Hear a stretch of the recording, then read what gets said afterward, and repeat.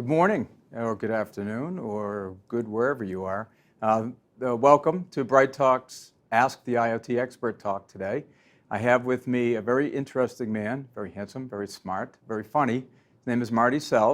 I'll get my bio out of the way. I'm Mark Aiello. I'm the president of CyberSN. We're a cybersecurity staffing firm. I know very little about IoT other than what I wear on my wrist.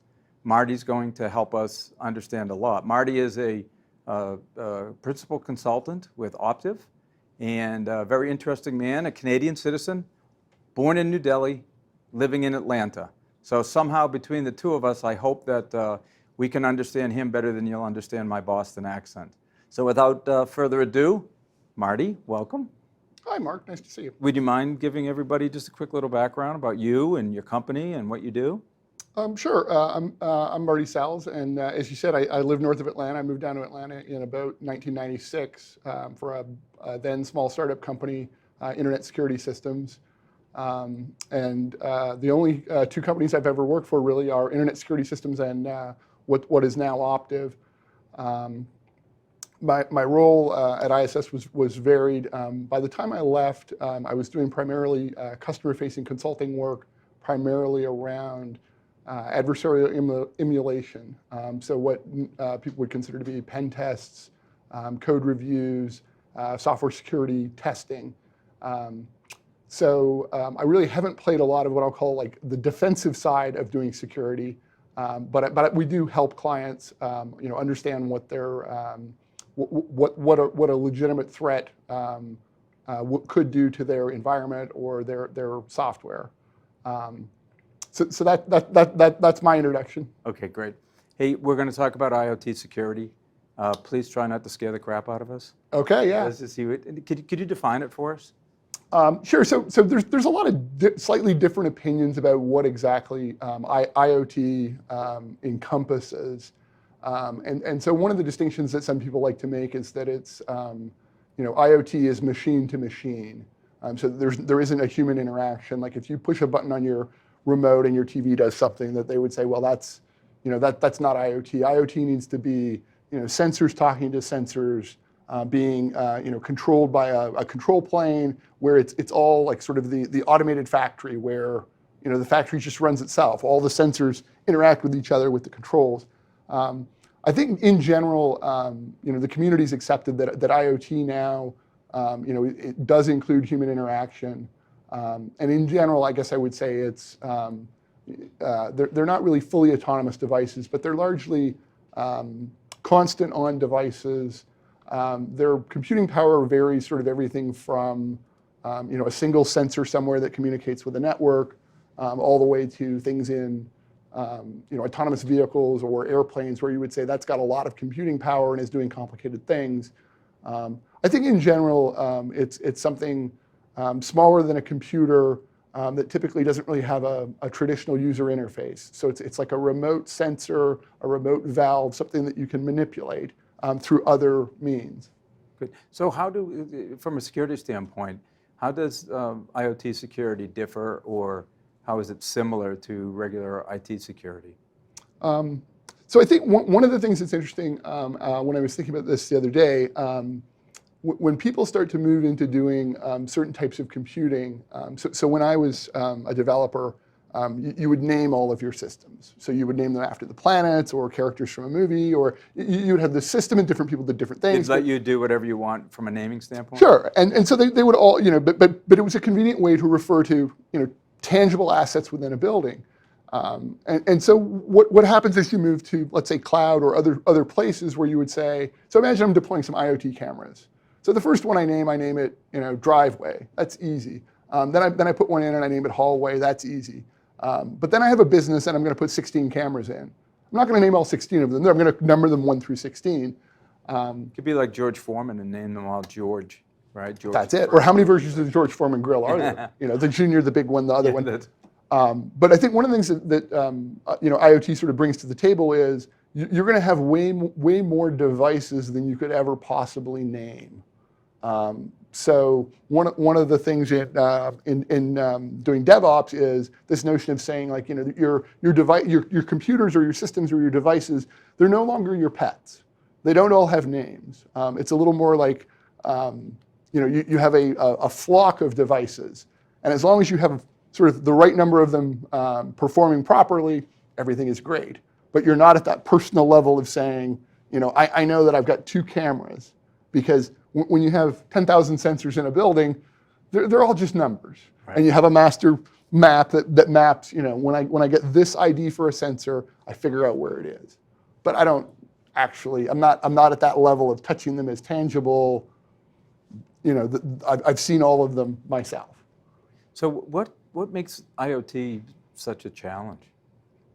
I think from the security perspective, really one of the things is when companies are building IoT devices, they're really building a very complicated device that involves a lot of different specialties, and they're typically doing it on a fairly short time frame with let's call it market constraints or the desire to be in the market faster.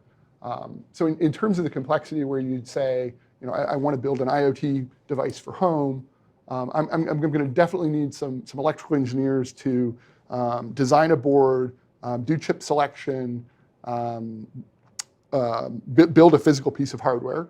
I'm going to need a set of software guys to build the software that runs on that device. Both of those sets of people are probably going to need to talk to the RF radio frequency engineers, because this device is going to talk out, presumably, typically over RF, occasionally over wired networks. A lot of IoT has really moved into the Wi-Fi, the Bluetooth space. Right. That no one wants to, you don't want to plug wires into 10,000 devices in your building.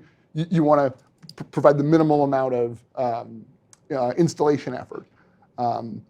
So you've got a set of hardware guys, you've got a set of software guys, you've got a set of radio guys, then you probably build a mobile app, then you build a data analytics platform, then you have probably some cloud engineering guys. So you've got a fairly large team doing something very quickly with often very leading edge technology, where you would say, well, you're not going to build an IoT thing and not use cloud. That's what everybody's doing. Right. Well, okay, have you guys done a lot of cloud computing at your company before? No, but we hear that that's what everybody's doing for, well, so let's just go, let's explore a space that we're not substantially familiar with and build a brand new product. And really the security concerns across all of those individual layers. And when Optiv and our folks look at devices, there really are a series of approaches taken at different layers in terms of saying, we're going to do a physical examination, we're going to look for entry points into a device at a physical layer. So manufacturers that would say, well, we need to have a test port on the board. Great. When we open the box, we go, look, a test port. And then there's manufacturers that would say, well, we put the test port on our ones that we don't ship to customers. Those are just for us. When we ship it to the customers, we take those pins off. Great. So there's 6 pins missing. Our guy's like, oh, I bet if I put 6 pins here, it's a standard connector. Yeah, pretty simple stuff. I think that's one of the fallacies, I guess, that I feel like manufacturers, not so much the security industry, but I would say like the manufacturing industry, and it's similar to mobile, that when we talk to mobile developers 5+ years ago about security vulnerabilities, they would say, but that's compiled. Like, you're not going to get that. And it's like, well, of course we are. Like, the idea of saying that 6 pins is going to prevent us from doing something, or if you said, well, there are no pins. Okay, then we're going to take a chip off your board. We're going to identify what it is. We're going to determine how to dump all the firmware off of it. Okay, great. So that was our hardware guy doing his piece. Right. Now I have this giant blob of executable code data that the skill set to analyze that is often quite different than the skill set to do the electronics work. So somebody starts tearing into that. A separate guy has plugged one of these in and deployed it on a network and is poking at it against it from the network perspective. Yeah, so talk about that. Talk about some of the threat management. What is threat management to you, and how does it apply in the IoT world? We're obviously building the security to stop that. So what are some of the things that could happen? So the group that I work with in Optiv is actually called Threat Management. And so we're a group of about 120 people, and it consists of... I swear I didn't know that. Okay. It's about 3 groups of people. So enterprise incident management, attack and penetration specialists, and then an application security group. So we have a lot of people that I guess, when I described earlier that I don't really do defense, I guess like of those people, I'd say like the closest people on our team that do defense are the enterprise incident management people. But really, a big focus of our group is breaking things in intelligent ways. And so, to me, obviously for paid customers, right? Or do you sometimes just do it for fun?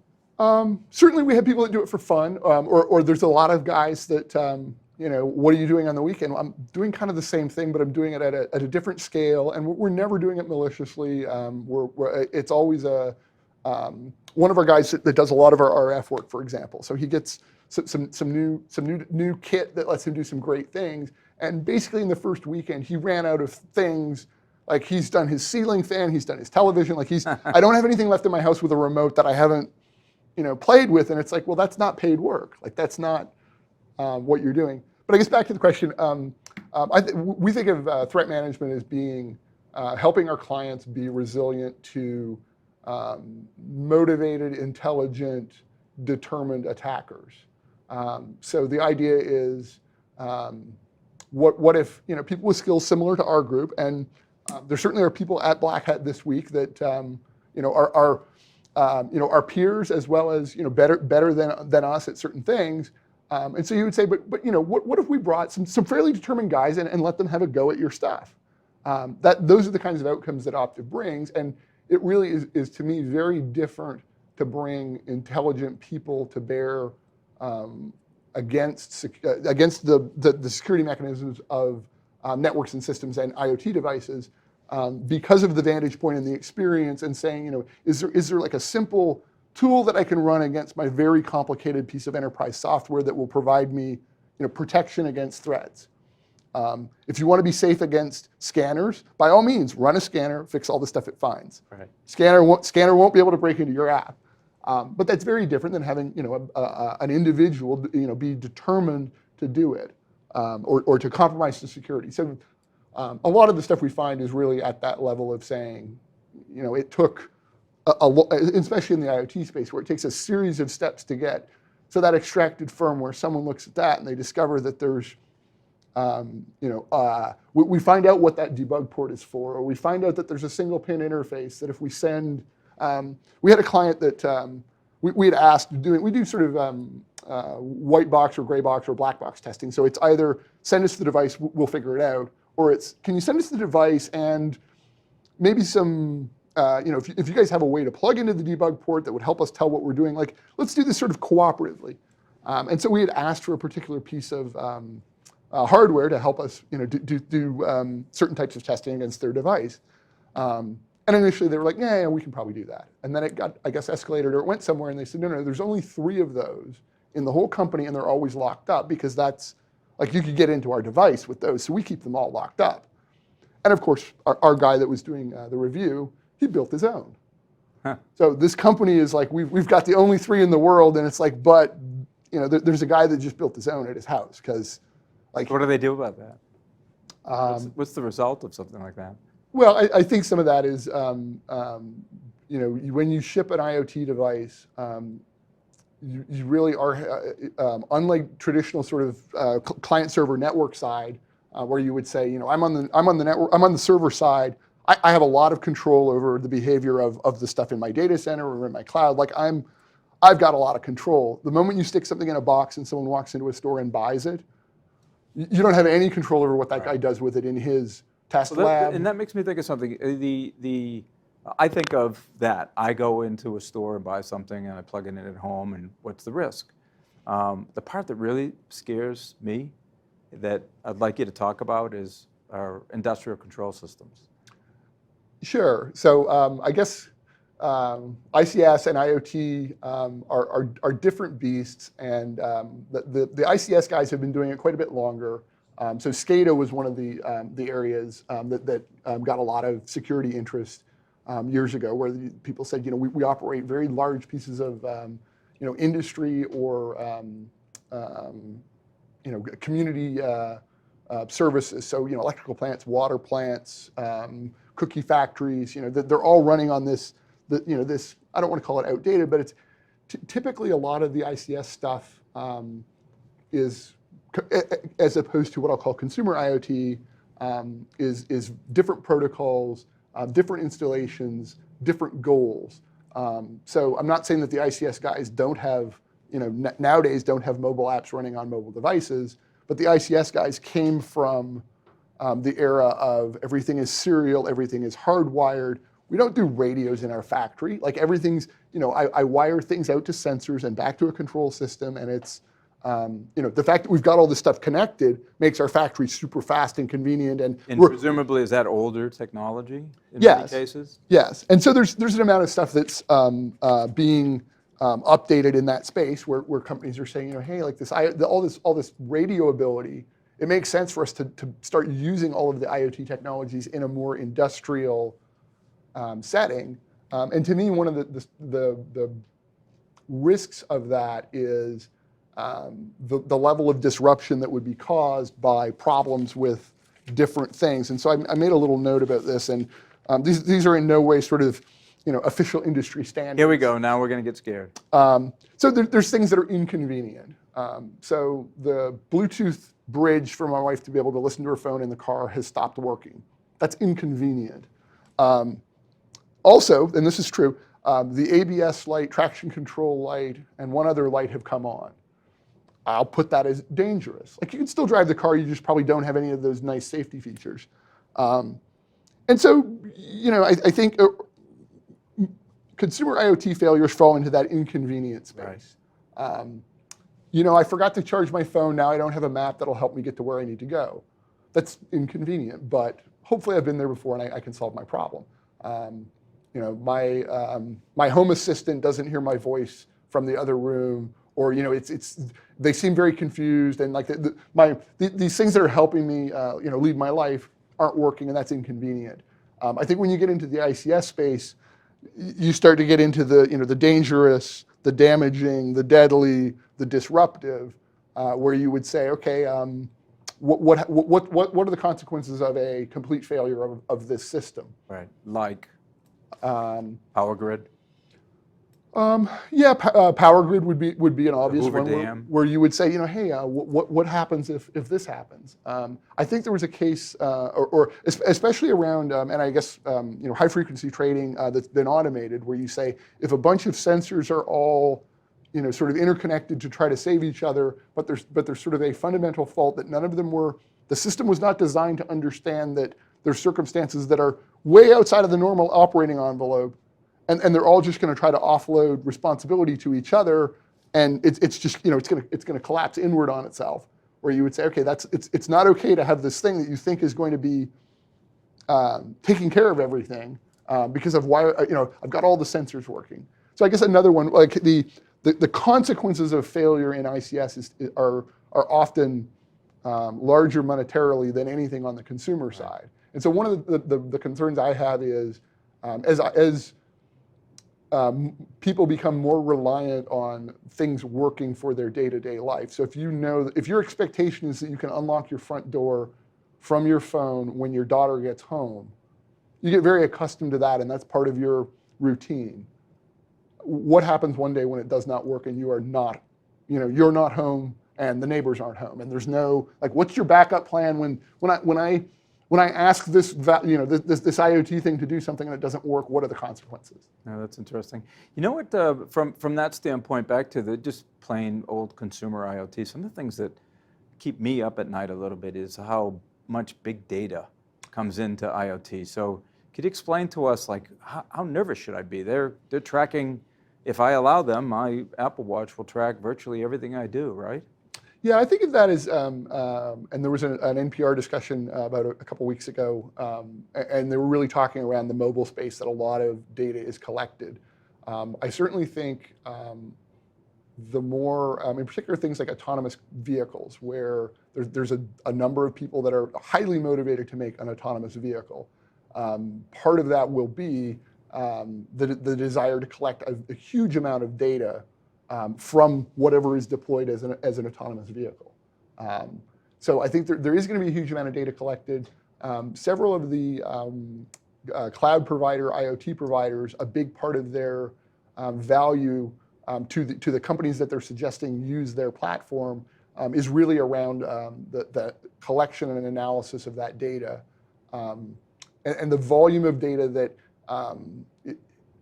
right now there are fewer IoT devices than non-IoT devices connected to the internet. So that's going to change, and I think it's going to cross in about 2021. Wow. And so when you start to think about all of those devices are probably collecting some kind of a data and sending it somewhere, there's I guess like mobile. If you said, does anyone buy a desktop anymore? Like that's not really what people buy. Right. Well, people buy really expensive phones because it's what they use all the time. So when that graph sort of crosses and you say, well, people use tablets still a little bit, but really they use, all this disparate IoT stuff that's what everything is. And I think as well, the rate of adoption where there's a guy from Cisco, and I think he said every second 127 devices are added to, quote, the network. And so you sort of say, wow, what are all those things doing and where are they sending all the data? Right. That's a lot. How about from a we talk about big data and some of these companies that are tracking an awful lot of information about us. What's going on? Any governments that are doing a better job than others from an IoT standpoint in terms of regulations? Do you think government is an answer to help? So the government regulations that I'm aware of, I guess there's kind of two things going on that are worth talking about. One is in the UK, where they've adopted, and there's a nice European thing that I certainly wanted to mention called ETSI. And ETSI is, I think it's about 27 items that this European consortium has recommended that all IoT vendors start recommended. And so what the UK government has done is said, well, you got to do the top three. Okay. So the top three are, you can't have default passwords. You have to have a means for vulnerability disclosure to take place. So you need like a point of contact that, like, if somebody found out that your thing was, had lead paint in it, like you have to have a way for someone to let you know that you have a problem. So far, pretty basic things. I could almost think of those myself. And then in the UK, one of the ones that I think is personally sort of, or is interesting and relevant is the vendor is required to provide security updates as well as state a date up to which they will provide those updates. So, and so if you're in the UK, what do you get if you're a vendor and you say, oh, I don't ship with default passwords. I have a point of contact, I agree to support this device till 2035. You literally get a sticker to put on the box of the product. And so it's kind of one of the next steps they're talking about is, so we're going to make it illegal for retailers to sell products that don't have the sticker. And I happen to live in the UK in the 80s, and one of the concepts there is the telephone system is run by British Telecom, and the only devices you may connect to the telephone system must be British Telecom approved. How do you know something is British Telecom approved? It has a sticker on it. So warning labels on cigarette packs, do they work? It's a bit like that, and then I guess the other law to talk about would be I think it's California State Bill 327, and so that's going to go into law in January 2020, and the language in there is that your product must have reasonable security features. Okay. Sounds like a battle for lawyers. What's reasonable? That and no default passwords. Okay, that is an easy one. Yeah. So I guess to me, like, regulations are setting the bar quite very low. However, I guess sort of the flip side of that would be, if you said, tell me about some bad things that have happened to IoT devices. A lot of it has been very opportunistic attacks against default credentials. So like if you watched, millions of devices get compromised because they have the default credentials, it seems like a reasonable thing to say, sure, let's get rid of devices shipping. What do you think in the long run? Do you think that the private sector will end up solving this, or do you think the government does need to layer in more stringent, regulations? I think it's going to be private sector stepping up and understanding that consumers care about the security significantly, and I guess the distinction between security and privacy. I think consumers have said we care about security. We're willing to maybe give some privacy up to the people that are facilitating this. It'll be interesting in the next 3 to 5 years to see the evolution of security, and certainly not to harp on mobile, but things that seemed okay a while ago. It's like you can't even get your app published in the store if you do that anymore. Yeah. Hey, we're almost done. Oh, Believe it wow. or not. I have an audience question. If I could read it for you, and it's Marty, what are some of the things you hope to happen in the IoT industry? What are some of your hopes for the industry, I guess? I guess I'd like all of the vendors to be baking security in, very early, and having, it become just accepted that, there's an expectation of the behavior of these devices, in particular in different areas. So if you're buying a security camera, that comes with a certain set of parameters. If you're buying a vehicle, that comes with a certain set of parameters, or I don't want to call them expectations because I want them to be the norm. So if you're buying an IoT device of a particular kind, that it's like they all do the right thing in terms of security. That's where I'd like us to get to. Okay, good. Anything? We have 2 minutes. Anything? Closing? I guess a couple things that are really interesting that are happening or have happened in the last couple weeks. So tomorrow at Black Hat, there's been a disclosure of some vulnerabilities in the operating system of one of the prevalent real-time operating systems that's heavily used in the IoT space. It's called the Urgent 11. It affected a massive number of devices, and the folks responsible for that are speaking tomorrow. So anyone that's lucky enough to be at Black Hat or able to attend, that will probably, as often happens at Black Hat. What types of devices? Without naming manufacturers, I suppose. Well, I was going to say I saw a list of vendors, but really it's consumer business products. Consumer business, printers, cameras. All right, that's enough. That's good. We get a flavor. A little bit of everything. The Microsoft Research Center published some stuff on Monday talking about compromised IoT devices being leveraged by nation-state actors.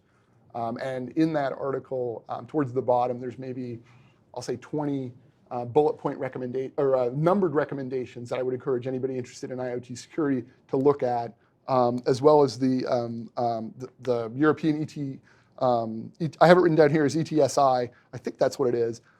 That's certainly worth a read. That's sort of a decent starting point if you're trying to do IoT security, to say, yep, I've read the couple lists and we're doing 90% of that already. Good, great, thank you. This has been informative, enlightening. I don't know if you made me feel any better or worse, but at least I have a lot more knowledge than I did 30 minutes ago. I thank you very much. This has been fun. Anytime, enjoyed it, Mike. Take care.